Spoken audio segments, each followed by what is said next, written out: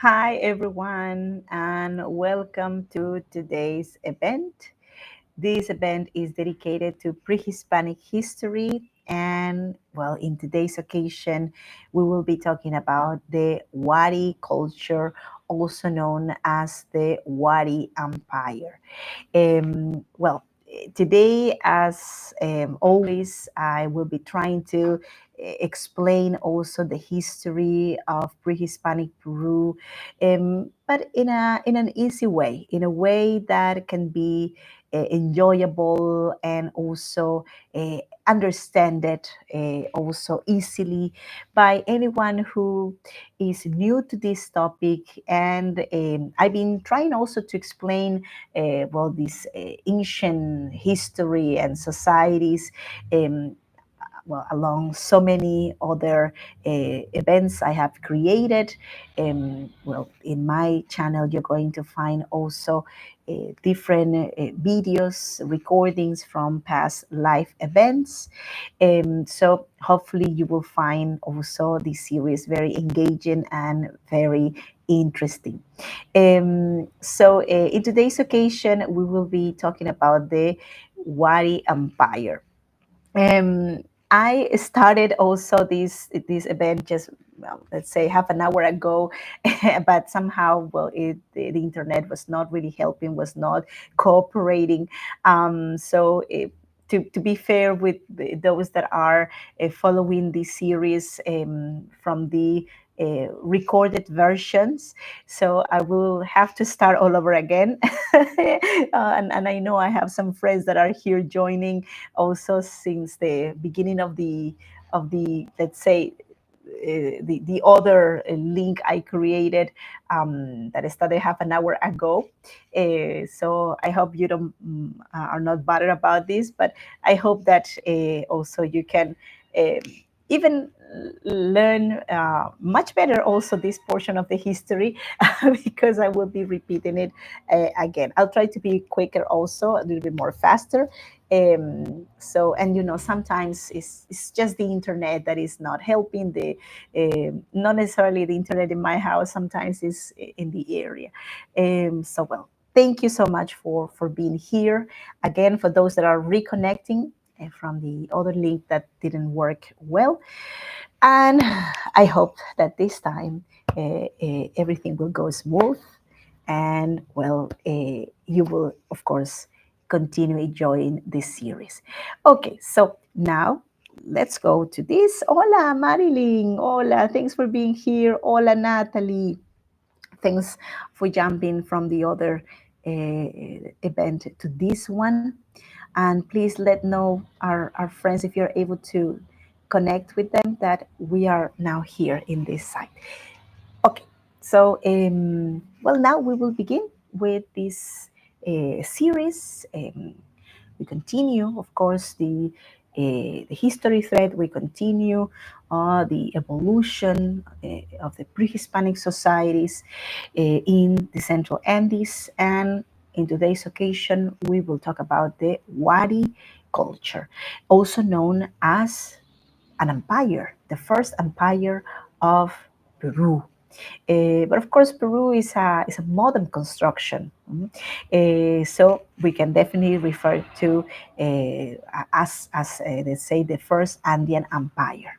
Okay, so my name is Vanessa Vasquez. I am a official tour guide, licensed tour guide for Lima, Peru. I've been guiding for many years here in my city, in Lima. If you ever come to Lima in person, just let me know. I would love to show you around and take you to my favorite places. Lima is such a beautiful city. And also, I've been doing these virtual tours, webinars since the world pandemic back in 2020. And I don't plan to stop any sooner. Many of my recordings of previous events are also here in YouTube. If you wish to give them a look, maybe later. Peru is a country located in South America. We are one of the biggest countries in South America, the third largest, and also we are a country of uh, well, different realities. We have a coast region, an Andes region, rainforest region, each one with its own uniqueness, culturally talking, for example, talking about well, the flora, the fauna, and all thanks to the Andes, the cold ocean, the cold Humboldt current, the combination of these elements, and well, the elevations, especially that you find here. We have 84 of the, let's say, 103 microclimates that exist in the world. So a lot of diversity. No? Adapting to this territory, let's say, the humans that came here had to adapt. No? So adapting was the most difficult part. But well, the people who came to this territory from the north, crossing the Isthmus of Panama, were able to do it after, say, we would say a short period of time, actually, because the first humans into South America came around the year, let's say, 14,000. So it's really incredible, no, that how in how a short time they were able to adapt and later on also continue with the building, the creation of very advanced societies. So this is the political map of Peru, divided in departments. We have 24 departments, and the section that you see there highlighted with a circle is well, this is Ayacucho, one of the regions. Departments of Peru, and Ayacucho, which is not far away from my city, from Lima, located in the department of Lima, in the homonymous department, Lima, is also known as the, let's say, cradle, the home place, the birthplace of the Wari culture. Um, the elevations in that territory are quite high. The central Andes, where Peru is located, is characterized by the high peaks, the high mountains, mountains that reach over 6,000 meters above sea level. And most of the territories that or regions that we have in the Andean zone, in the Andean, let's say, region, are habitable. Many societies, advanced societies, live in elevations that, for us modern people, we would consider them not habitable because of the very little oxygen, the high radiation, or the terrain being extremely complicated. But well, the ancient societies, they had no other alternative because well, they had to adapt to what was there. If not, like they will just like say compress in one zone, which was the low valleys in direction to the coast. So little by little, these societies started to move, and also it's a natural, I think, element in us humans being able to conquer, to go far away, to reach out, like distant levels, distant locations. So well, the society of the Wari people emerged in an elevation of more or less 2,800 meters above sea level in a region named Quechua, by a Peruvian specialist, Javier Pulgar Vidal, a geographist also, who in the 1940s created this other form of division of the elevations of Peru in 8 regions. So that you have the Quechua region, where the capital of this society emerged. So well, here we have a chart of the Peruvian history, pre-Hispanic history, and you can see highlighted the Wari Empire. This is the epoch where the Wari Empire, let's say, took over basically a big territory in the country. In a moment, you're going to see how big this expansion was. This chart of history is one of the two most popular we use in Peru and you see in most museums.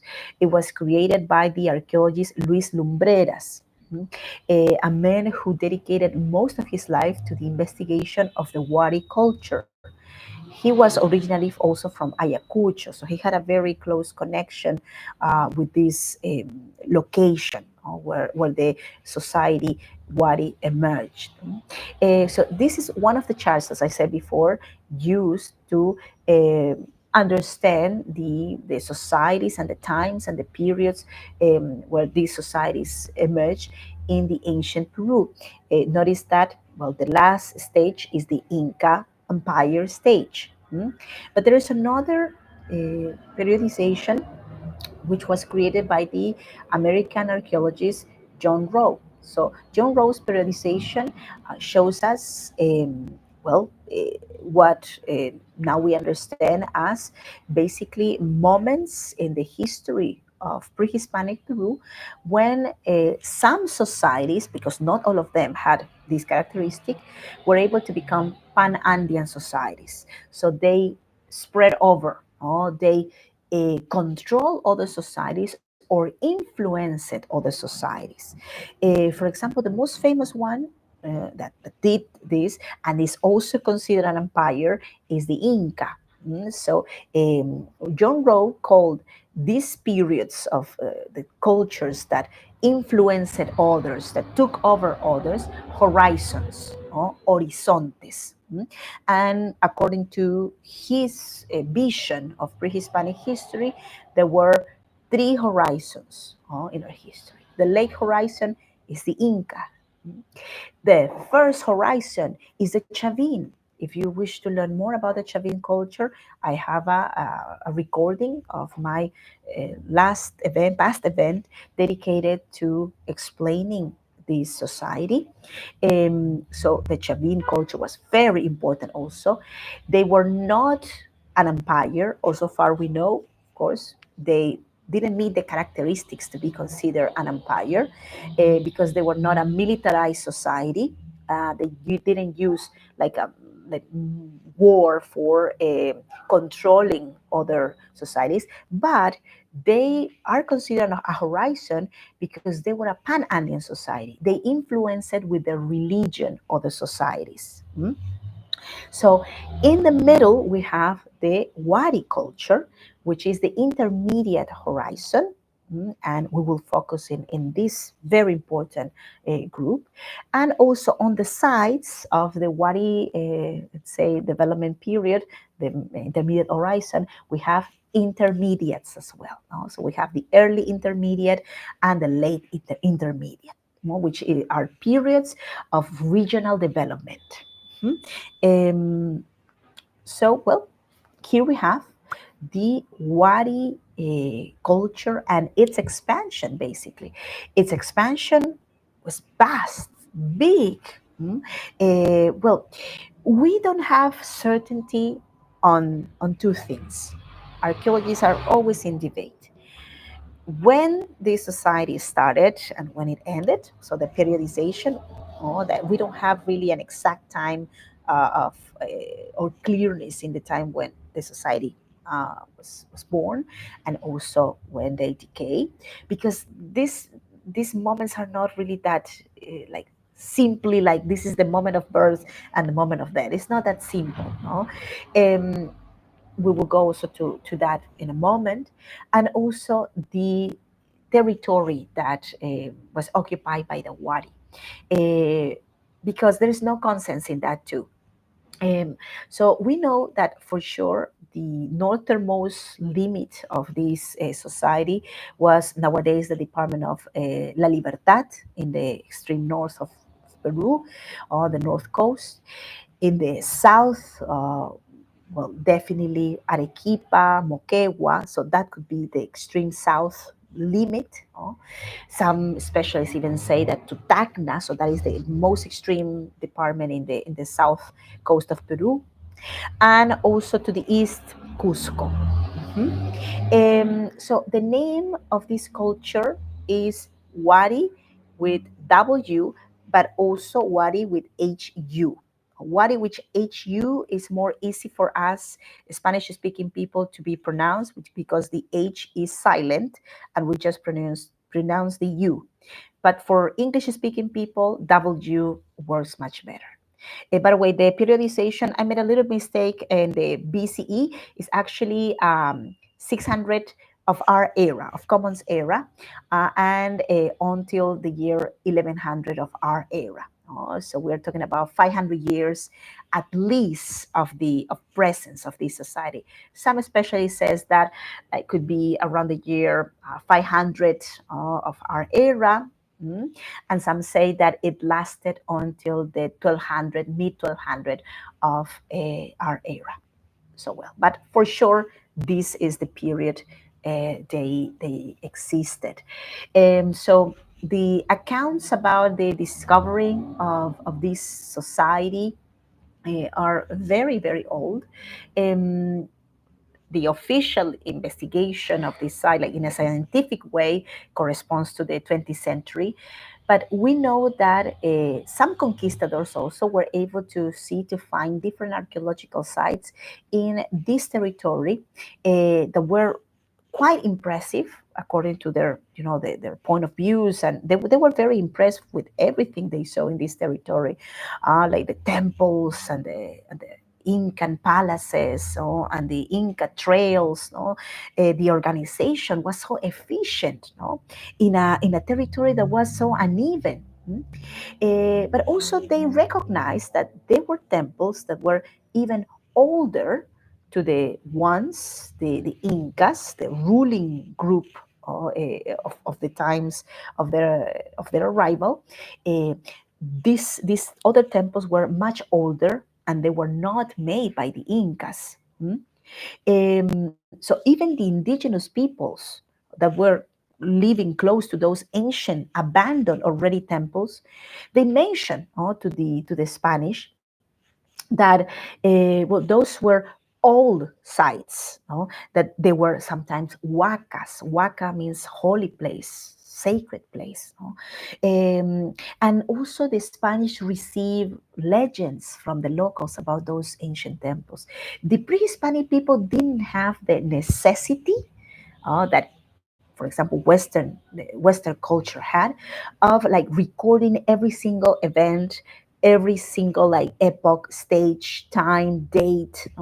The history, the way how it was passed, like to the upcoming next generations, was always mixed with legend, with magical creatures. So there was a bit of reality and a lot of like mythology. So that's how the Spanish received these legends. And for example, the first person who saw this capital city of the Wari Empire, the first Spanish, was Pedro Cieza de Leon. If you've been following my series, you've seen also in many of these let's say episodes, this man also as appointed as a discoverer in a way of these ancient sites. Tiahuanaco, for example, is one of those places. The Nazca Lines, also another of those places. So what a lucky man. No? He was the first Western who was able to see these sites.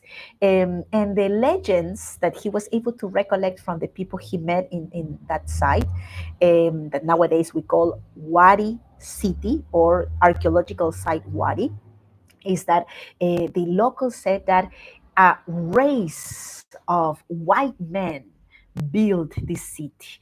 And when they said white men, they were basically saying that children of the gods.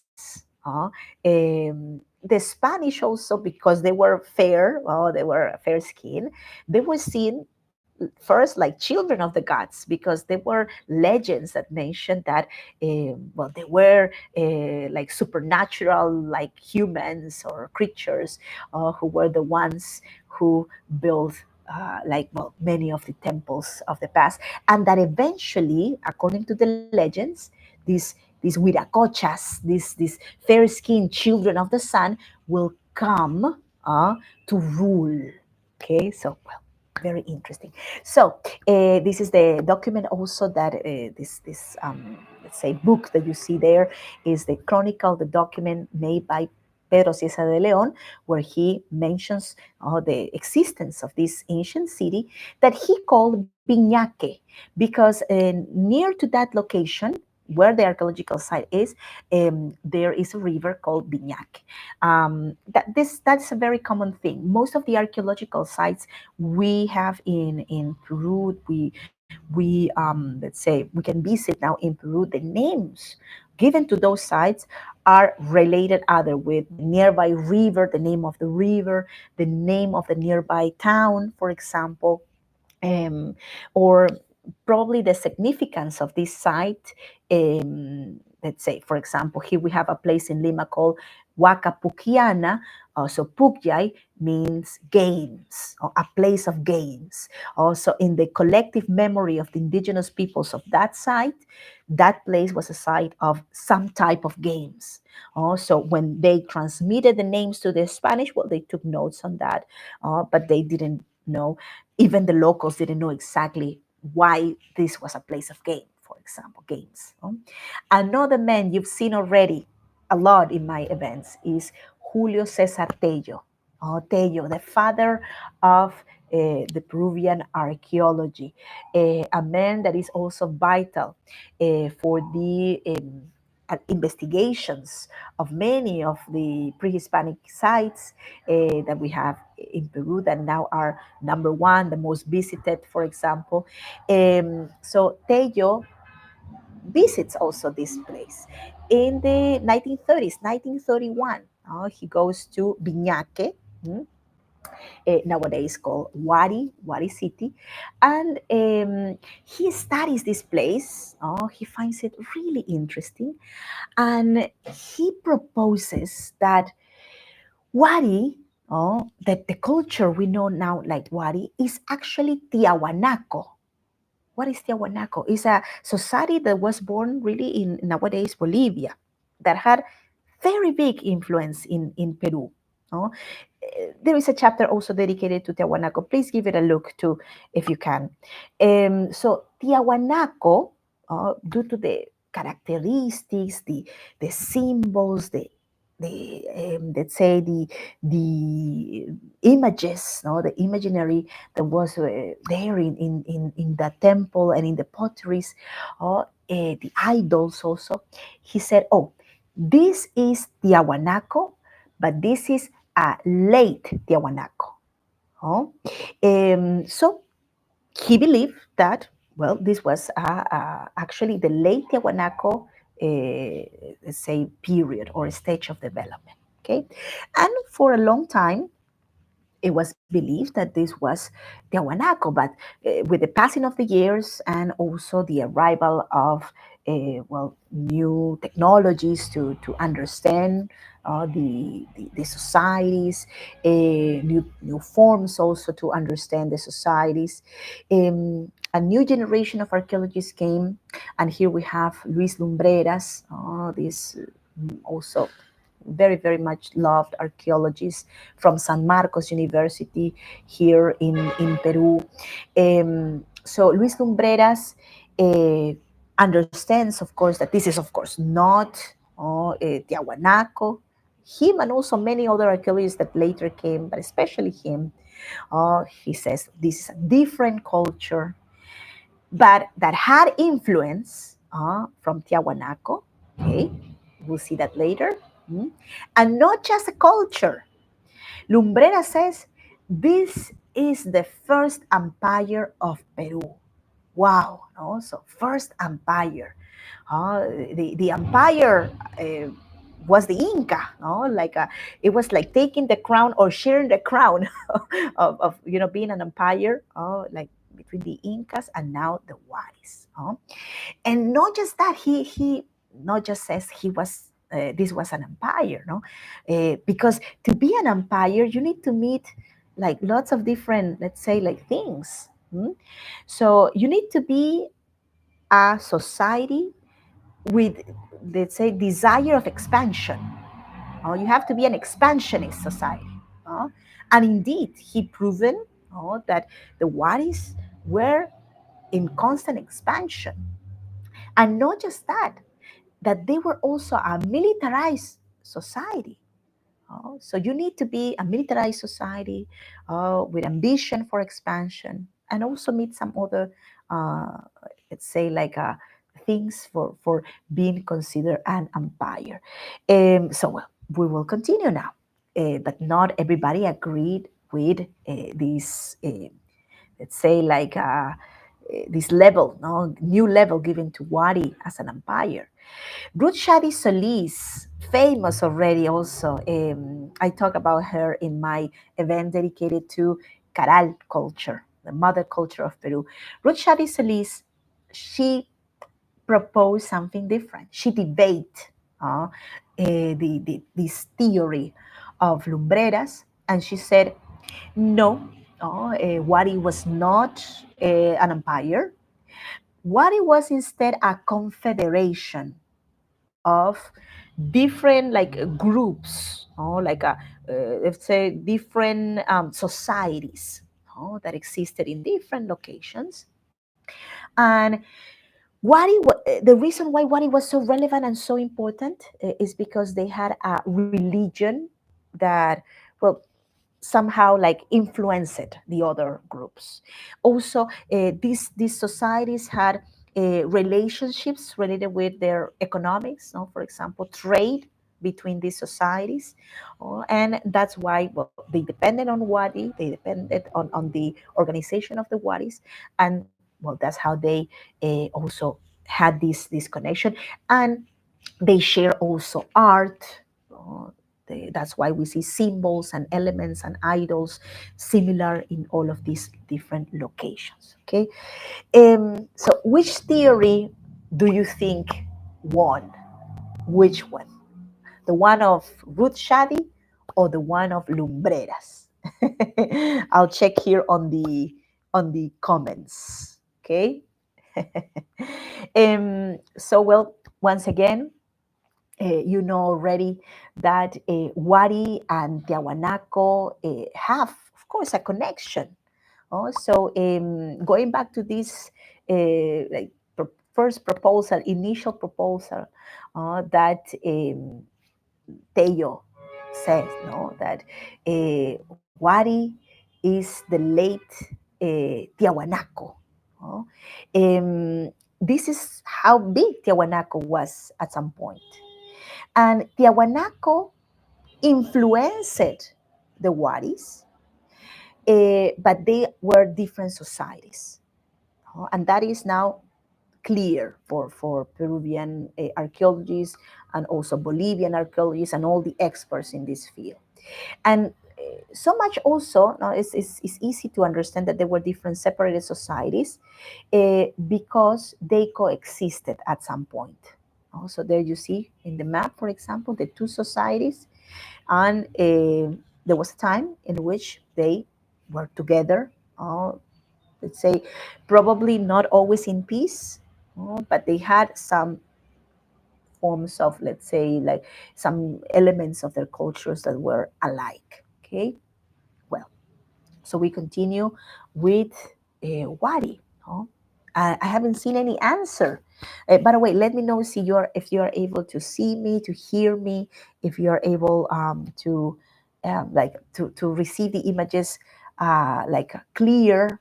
So I will really appreciate, let's say, your comments. Okay. Well, we have here these three different names. These are names of societies. Mm. Gracias, Annette. Thank you. Gracias. That were fundamental for the creation of Wari. Okay. Three societies. Gracias, Marilyn. Gracias. So, three societies very important for the creation of this Wari empire. By the way, I didn't receive any answer, but no worries, I'll tell you. Which theory won? The one of Ruth Shadi or the one of Lumbreras? Well, evidently, from the title of this event, I mentioned already empire, the Wari Empire. Marilyn, yes, I also agree with Shadi. She has a very good point. But I think most archaeologists lean in direction to what Lumbreras proposed. And also during this event, probably you will be convinced at the end of the points of views of Lumbreras, or maybe more convinced of what Shadi proposed. So I'll show you all the, let's say, the elements related with this society. Right? So here we have these three cultures from the period called by also Lumbreras as the regional developments. The regional development. So this is before the Wari. This is before the Wari.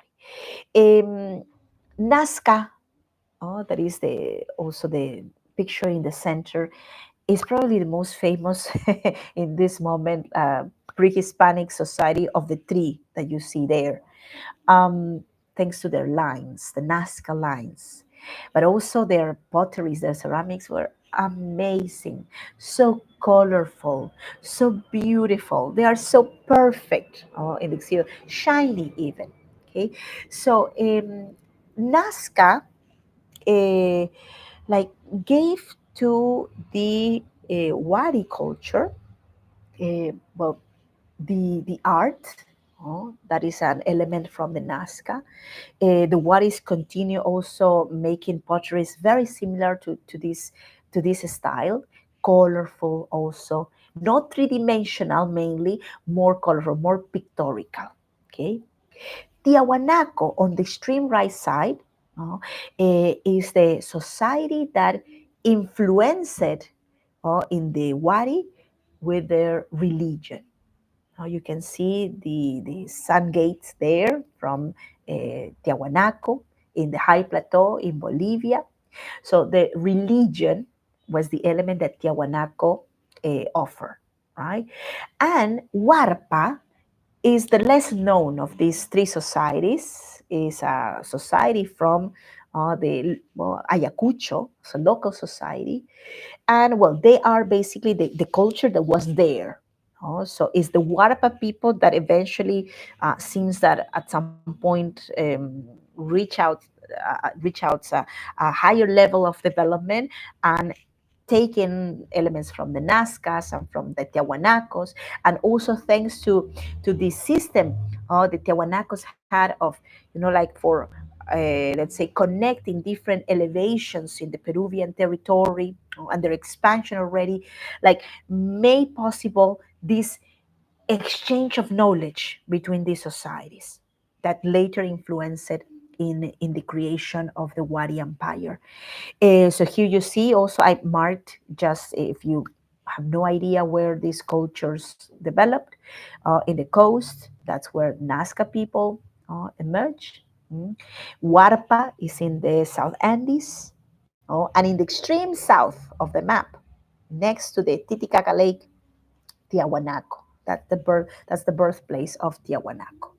Mm. So remember, as I said before, that during the period when the Tiahuanacos became this society that expanded in the territory of the south of Peru, they were also able to connect not just themselves to so let's say other locations in the territory. They were able to reach out the jungle, the Andes, not just the high plateau, also the lower regions of the Andes and the coast. They were not just the ones that were connected. They also expanded the world of the peoples in those locations that were living in isolation probably, and then after meeting the Tiahuanacos, they were like inspired. They got new products. Their mind and world was open up. And that's also a important element that later also influenced the Waris. Okay, so now let's talk about where is the capital city of the Wari culture.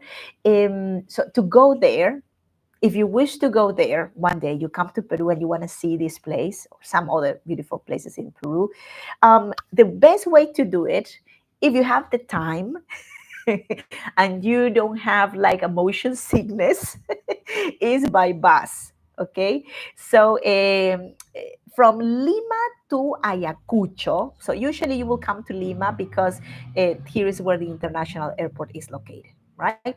So from Lima, you land here in Lima, right? Maybe you sleep one night here in Lima, and next morning you take a bus, okay? And because well, by bus you see the mountains, you see the people. Well, you have to be in the bus for about 10 hours. Okay, and it's not that it's like if we were able to do this in a straight line, it would be very short, but we have to go like in between the mountains, right, the Andes. Okay, the distance is 560 kilometers. Okay, and we will go not directly to the archaeological site. We will go to Ayacucho, which is the capital city, and from Ayacucho we will take another right, this time to the city of Wari. 24 kilometers away, Andes also, close to 3,000 meters above sea level, and 40 minutes away also from the city of Ayacucho. And finally, you'll be here in this city. Also, the capital of the Wari Empire. Um, was created well, probably even before the Waris existed. So we have a long tradition of reusing cities that well existed like since hundreds or sometimes even thousands of years, and because they already work, they function very well, they are well located. Later on, they continue used, and you're going to see also newer buildings there. Sometimes we see like cities. When we see, for example, temples built 2,000 years ago, then also another group of temples from the year 600, another group of temples from the 1100, and then we have Inca right in the same location. Okay, so well, this city is very big, and what I find fascinating is that the estimation says that about the capital of the Wari Empire, that in the moment of the, let's say, the biggest expansion of the Waris and the biggest importance of this capital city, there were about 50,000 people living here. Mm.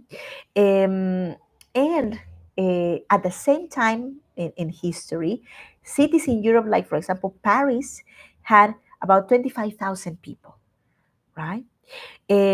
So, but it's not just the comparison between, like the big cities here and the smaller populations there, is also the location. Like this is not an easy terrain. We're talking about mountains.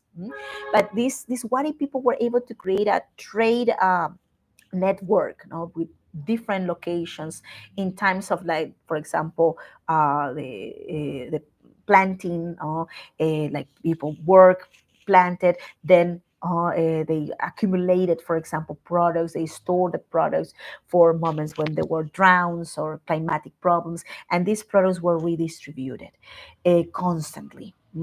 This sounds very much like the Incas. It's pretty much the same. But the Incas learned from very good teachers of the past. So these are the typical plazas, ritual plazas of the Waris. They were the only ones that built something like this. So the plazas of the Waris look like the D letter, okay, capital D. Hmm? And pretty much like, for example, the sunken plazas of the Caral people, that were spaces for worshiping, for example, or the plazas of the Chavin people, for example, later. These were spaces not for market purpose, no. These were places for ceremonies. And here we have in the same city, of Wari, the discovering of a tomb, like with multiple like spaces for offerings and a main space where the Lord of this site was buried. Mhm. So, in most of the ceramics of the Wari people, we see this representation that I think that for those of you that we been already revising together the history of Peru, for those of you that were in my event dedicated to Tiahuanaco, you immediately recognized. And that's the reason why the father of the Peruvian archaeology, Julio Cesar Tello, said, well, this is a late Tiahuanaco, no? Well, there you go. This is the main god of the Tiahuanaco people. It is in the Sun Gate, in the High Plateau, in Bolivia, right? This god with staff, staffs, these sticks, that probably are related with power, is as well represented almost exactly the same by these um, Wari people. But well, this deity has new elements. What was the new elements? So, Marilyn, I'm reading your comment. Of course, dear. um, so there you see this god, right? It continues having the staffs in the hands. It has fangs of puma, teeth, very, very sharp teeth. Um, it has also something hanging from the belt. There are three things hanging from the belt. They look like heads. Do you remember the tradition of the Nazcas of beheading their maybe enemies? We don't know exactly who was beheaded, but beheading, treating the heads and turning them into trophy heads. And they also pull like a cord from the forehead, right? They made a hole here and they pull a cord out to hang these bells. We don't know from where, but there is a theory that they hang them from the belts. These heads, these trophy heads. Well, we see the same element here. So probably this is the Nazca influence in the Waris. And also the eyes of this representation. We continue seeing the one on the left. They look like cross eyes, probably related with, let's say, the intake of hallucinogenical plants. In the cup that you see on the right, the other one is a big vessel. It's a big, big container, by the way. But the second one on the right is a cup. No? So in the cup, we see the same God. We see also these big eyes, right? And we see tears coming down. See, so this god is known by many names because we don't know exactly how they call it. No? Well, it's called usually Viracocha because the Incas had a god represented similarly. So maybe it was called Viracocha also by the Wari people the same way. No? It's also referred to as the god that cried, the crying god, el Dios llorón, crying god, uh, the cross-eyed god also, uh, the god of the staffs, also has different names. Also, another characteristic of the ceramics of the Wadis, very colorful. We continue seeing lots of color, right? Another element, taken from the Nazcas. And these big containers, they are quite big. Look at in the picture, for example, one being uh, removed from a probably tomb or ceremonial site. Hmm? Um, so, sorry, I'm seeing a question. Are you on Twitter? No, I'm not on Twitter. SS. I am on Instagram, TikTok, and Facebook, and here on YouTube. Mhm. Thanks for asking. Also. So, well, the first vessels we see, they are more related with, for example, the local style of the South Andes of the Wadis. But later on, the Wadis continue expanding, expanding, expanding, and they added elements that they found in different locations in the territory. Right? They were not intrusive in the sense that, well, now I control you. you have to do things the way I do. Of course, that the religious elements that were they were bringing, they had to be replicated, but they could be replicated in the style the locals like. Hmm? So we see that as the society of the Waris expanded to the north, elements from the north were added. Hmm? Well, for example, no, the idea of the three-dimensionality, no, these vessels are not just pictorial, they tend to be more three-dimensional. It changes a little bit the compartments and the potteries. And that's how the archaeologists are able to identify, not necessarily by using carbon 14, no. They just see the style, they see the colors, the way, the form, the shape of the vessel, and they say, oh, this is a fusional epoch, for example, of the Waris. And that's definitely much later. Gracias, Polly. Yes, very, very interesting. But there's another thing of the Waris that is amazing. Uh, is well the textiles they produce. The textiles are incredible. They are the finest also. Some of the finest pieces that you're going to find in pre-Hispanic Peru. So, for example, this is a fragment of a textile from the Wari times that has also these symbols.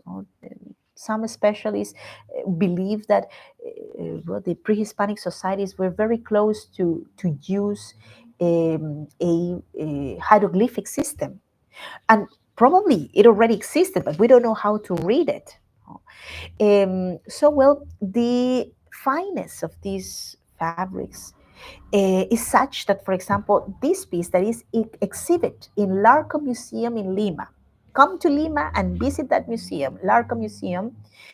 This one has about 305 threads per lineal inch, or also 120 threads per lineal centimeter.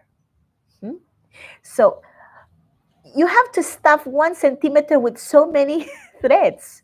What type of material can help you like create something like this? It has to be a fine material. Well, for example, the fiber of vicuña. Vicuña is a cameloid, a South American cameloid, one of the four cameloids we have here in this territory. Two are wild, two are domesticated. We have vicuñas, guanacos, those are wild, and alpacas and llamas, those are domesticated. So the pre-Hispanic societies used these animals for, in the case of the llamas, for example, as a beast of, like for, let's say, carrying things. Also, the hair was used, the meat was used, the leather was used. There was the poop was used as well for like cooking, for example. So they were precious animals. Okay. And well, this is another incredible piece. Mhm. Yes, Natalie, Peru is a textiles country. Yes, we are, and the museums are a proof of that. Also, the taste the pre-Hispanic people had for making textiles, but also the meticulousness, and for doing something like this, for doing the previous piece and this one too, you need to have experts, specialists that don't do any other thing in life besides producing textiles. But if you do something like that, if you're just focused in producing textiles and be even more perfect next time and become a master in that topic, you need to have other like necessities of your life covered by the state. So you need to have people who are specialized in pottery making, in the agriculture, in the fishing, for example, in the trade, in war, right? And that's what really eventually makes societies like, for example, the Wari so advanced. Mm? So, and here we have a hut characteristic of the Waris because it has 4 points. To explain the number four in the pre-Hispanic times might take me a bit longer, and I'm planning to do an event just dedicated to mythology, and cosmovision. But a simple explanation is that in the times of the Waris, the quadripartition, partitioning four, became a very important way to organize the cities. And the quadripartition comes, of course, from the idea of duality. So initially, like duality, like up and down, male and female, sun and moon. But later on, that division was subdivided again, given by result, for example, let's say what was like male and female, let's say, would be divided, and there would be a male, male, male, female, female, female, female, male. Okay. So, as I said before, and I promise I will be doing something more, much more, let's say, like deeper into understanding this topic. But this quadripartition continued existing until the times of the Incas, so much that the Inca Empire, the Tawantinsuyo, was called like that because Tawa from Quechua means four, and Suyo, region. So that was the empire of the four regions. Tawantinsuyo. Okay, so well, the number four. Okay, and this is the way how the Wari lords look like. This is a reconstruction of their appearance, the solemnity. Of course, this is the way how the leaders look like, and we know that clearly because we have still uh, tombs that show us also how was the fashion, what they used, the, let's say, the jewelry, for example, and so much more, even the food also sometimes. But also from potteries, we have information about the different social groups that existed in the times of the Waris. We know that the ruling class was basically a group that was not just dominant by religion, also they were the ones who administrated. So eventually seems that the religion is not anymore that vital. Of course, the leaders are leaders who are somehow like coming from, let's say, the deities, or they are appointed due to their links or connections to the gods. But they are administrators also. They are more like king-like. The temples start to become less important. And also warriors. We have warriors. Uh, Although nowadays still in debate if they had a permanent, let's say, like a military, that is necessary for cataloging this culture as an empire. But there are other ways to know if there was a militia if in that times. And I'll go to that in a moment. So that's how Lumbreras explained this was an empire. So the terrain that the Waris control was vast and also diverse. So they use terraces for agriculture, and later on the Incas continue using those terraces. We know that also the Tiahuanacos started to use also terraces, but the Waris dominated completely this topic. And many of the Incan terraces that we call Inca terraces, they were Wari. So remember that the ancient societies, they continue using and reusing water channels, terraces, cities. Why would you destroy something that was not built by you? But why would you destroy it if it works? It makes no sense. So, well, many of the Incan terraces that we still know and see were actually Wari.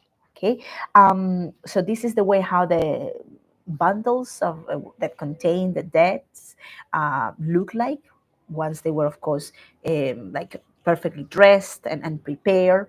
And the characteristic of the Wadi burials is that all of these bundles always have a fake or false head, which usually is made of wood.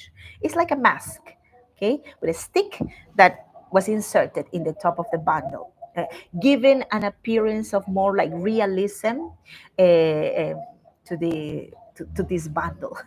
Oh, that it was like a human, like sort of like seated there or flexed, okay, and inside the bundle we finally were able to see the mummy, and these mummies also, well, were put in fetal embryonic position. mm. They were covered with lots of layers of fabric, and they were treated, the ones especially that belong to the very important people, they were treated like if, well, these mummies were sort of like, let's say, magical also, and they were very special, no? Sacred. Mhm. So other thing important about the Waris is that they had many cities that were sort of like the capitals of region, okay? Because the number one problem to be able to control such a or expand that vastly in a territory like the Andes is what controlling these territories. So that's why many societies just remain small, because you have the Andes around those places. You have the high plateau, you have the glaciers, like, or the jungle itself. So it's not easy just to go and spread. And that's why not many societies were expansionists. But the Waris were, and they were very smart. So they annexed more and more and more, and we know they use also coercion. They use, like war and fear, to finally be, like accepted by these other societies. But as they continue expanding, they needed to create capitals, which are referred to as cabezas de región in Spanish, or head cities of a region. Okay, so we see in these two maps like different of these cities, different of these capitals. There's also not exactness in terms of how many they were, knowledge about exactly how many they were. But here I've shown you, I try to show you some of the most important. And we will talk, for example, about Piquillacta in Cusco. In the map on the right, you can see the name in the Cusco region, Piquillacta. We will talk also about Pachacamac, and a bit of the city of Lima as well. Hmm? So Piquillacta, for example, what is the highlight in Piquillacta in Cusco? Try to go to Cusco if you can, and visit Piquillacta also if you can. Piquillacta has this organization that is amazing. This Wari city, this is the process of expansion, of course, from the Ayacucho region now to the sides. No?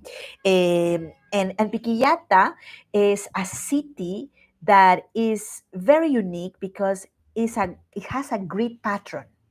This is a street inside the city, and it's perfectly straight. So the cities were not only organic. This is a city that is straight. It's a checkerboard. Okay, so policies were the four elements equal in importance.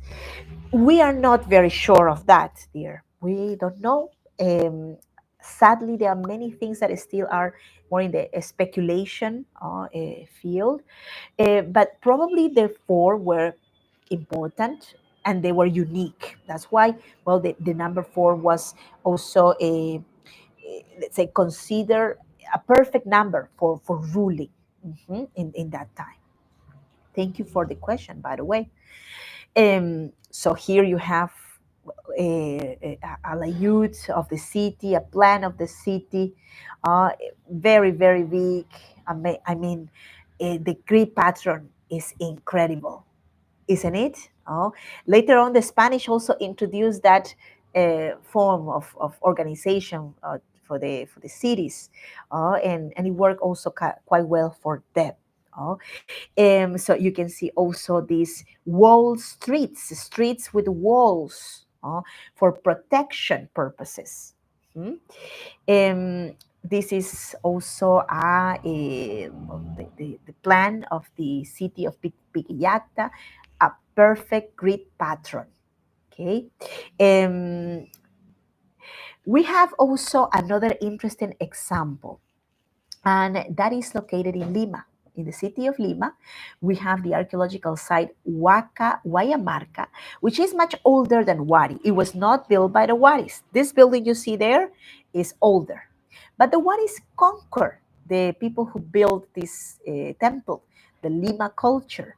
And what they did when they conquered that city and they conquer, let's say the main temples, um, we know there is a process of destruction of the temples, but not like destroying it to the roots, to the ground. So there is a process of opening holes in the temple, in a temple that worship different gods than the ones of the Waris. And the Wari people brought their bundles, their mummies from far away. Also, they travel with their mummies, right?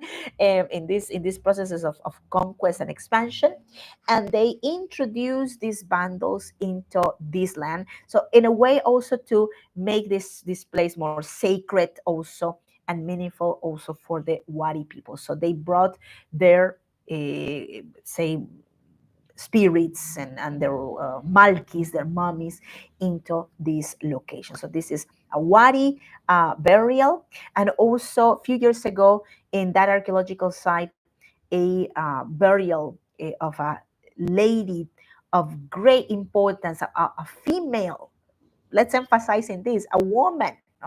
There was a Wari leader was discovered there. We're always trying to find also elements related with the presence of women in the, let's say, in the spheres of power. And you can be very surprised because there were many queens that rule above the men also in the ancient times. Hmm? So there you see this, and this is well the process of the breaking into the temple and how the bundles also were inserted inside.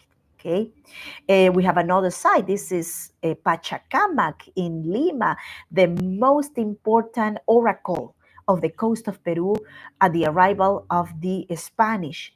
And that used to be the temple of the god Pachacamac, known as the Painted Temple. This is Wari construction, by the way, Wari in the coast. The temple was all covered with frescoes made of different colors. We see a little bit of the color traces there. This is the way how the temple looked like, according to the reconstruction, virtual reconstruction of the site. And the Spanish saw this place.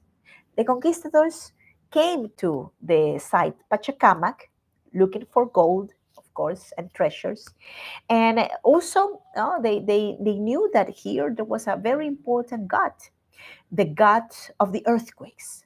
So they went to the temple of the god of the earthquakes. This was the home of the god, and they destroyed the god. Well, uh, what is important about the god of the earthquakes, Pachacamac, is that now we know that Pachacamac is from the Wari times. A, a god that was promoted by the Waris also, and that continued existing until the Incan times. Meaning that also the temple of Pachacamac, which is in this picture in the lower section, the higher temple that you see like a pyramid is an Incan pyramid, is the temple of the sun. But very close to the temple of the sun, we have the temple of Pachacamac, showing also that the Incas, instead of destroying the temple of the main god of the oracle, they built a temple right next to it to honor the sun, and to keep both gods happy. Okay, this other temple made by the Waris also shows us an idea of how the architecture of the Waris was in the coast of Peru. Okay, so the city of Pachacamac also has walled streets. This, to me, it looks exactly like the streets in Piquillacta. but we are not in the Andes. This is in the coast. Sandy location, sand dunes. And also in the distance, we see a wall. Okay, so the Waris created, well, first of all, streets that were walled, right? They added walls to their cities, and they also created a trail, a Wari trail. Okay, so you can see here more of that, or portions of the wall around the site. Also in Pachacamac, we have levels of the of sacredness in the site. So there is a perimetric wall around the archaeological site. That is the first wall. There is a second wall, and there is a third wall that is very close to the temple of Pachacamac. And we believe that those walls were Wari. They were all Wari, all created by them. So remember, the Waris added walls to their cities. They had wall streets, flanked streets, protected streets. And also, they had trails. The famous Inca Trail, I hope I'm not disappointed you with this, but the Inca Trail was most of it not created by the Incas. It was Wari. So the Incas continued using it later and expanded it more because they, of course, they grew much bigger, right? So these three elements are vital for the theory of Lumbreras, because he says that you, of course, cannot see the militaries, like the militaries, well, they were not buried with elements that we can recognize, for example, which one was military, which one wasn't. No, weapons have been discovered everywhere also, but the walls, for example, are indicate that they were constantly in fear of being occupied or attacked. So they needed to be controlled.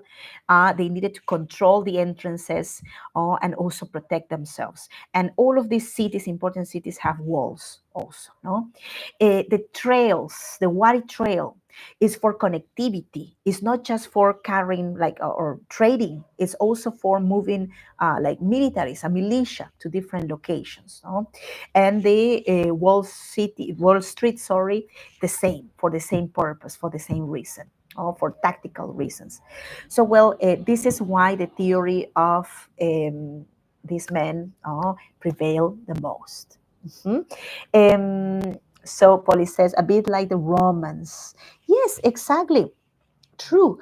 But also, well, many specialists, many archaeologists don't like to use the word empires, no, because they said that, well, the societies of the Americas were unique and were different, and we cannot like put them like or try to find like equivalencies between the Andean societies and the European societies. But I do find a lot of similarities, as you were saying, Polly, for example, with the case of the Romans, and later on with the Incas, even more. You're going to find more similarities as well. So, well, here we have the last element, very important of the Waris, is the quipu. And the quipu is the knotted system, an accounting system that was used by them, but it was not created by them. Okay, the Waris probably like made these quipus more sophisticated. We know that from the way how they look. Later, the Incas continue using the quipus and turn it into almost a computer machine in a way, for calculations, for recording, keeping. But the first quipus ever seen in Peru date back to the Caral times, approximately 5,000 years ago. Okay, so they used quipus, and the quipus were carried via the Inca trails from town to town using, of course, chasquis of the Wari times, runners, like athletes, messengers that carry this information to be read, to be deciphered by a specialist in each town, like the mail, let's say. So the end of the Waris, uh, probably is marked by the success of the Waris, no?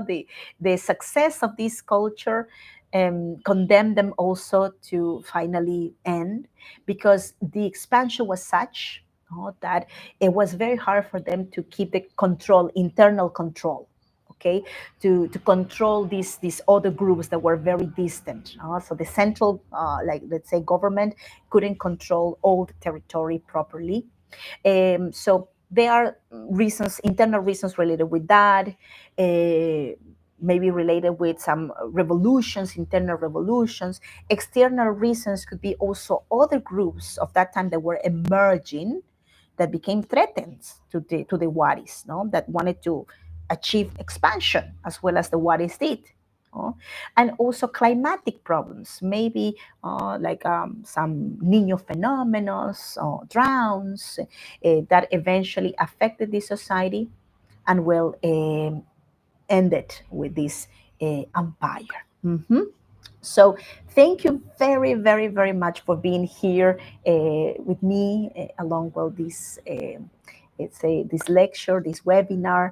A special thanks to helps and supporters also who were able to donate via PayPal. If you wish to donate in my videos, you're going to find always in the description of these videos and the events the links for donation. Sorry, in this one I don't have it in the chat. Thank you so much, Marilyn and Melissa, for supporting this channel and supporting your guide here in Lima. If you're not able to donate via PayPal, you can still help me giving a like to this event, sharing with friends, commenting also.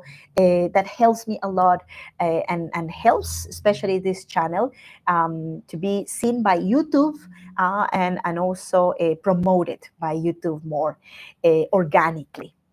So you can also find me in my different social medias, on of course here YouTube, Instagram, Facebook, TikTok. I try to do TikToks, but I talk too much, so I'm sorry I cannot speak like just 1 minute of something. So I try to do things there, content there. My email in case you have a question or in case you're coming to Lima, and my website if you want to see my upcoming events as well. See, so muchas gracias. I will stop now sharing. I really hope this time you were able to see it all, because I had problems with the other link. It just stopped working. So, gracias, amigos. Gracias, Natalie. Gracias, Polly. Gracias, Marilyn. Dear Annette. Also for being here. SS, thank you. Thanks for being here. Also, I will be sharing in the description of this video, when it turns into a video, well, some Facebook groups you can join if you wish and enjoy also this type of content, because I have lots of wonderful colleagues doing virtual events like mine, most of the times for free, that you can participate in. Also, well, thanks again and have a lovely, lovely rest of the day. Oh, gracias. Gracias, Annette. Thank you. Oh, thank you. Thank you. Like I've been lucky with the hair today, not so lucky with the internet. Nothing can be perfect, right? Muchas gracias. See you soon. And best to you all. Take care. Bye bye.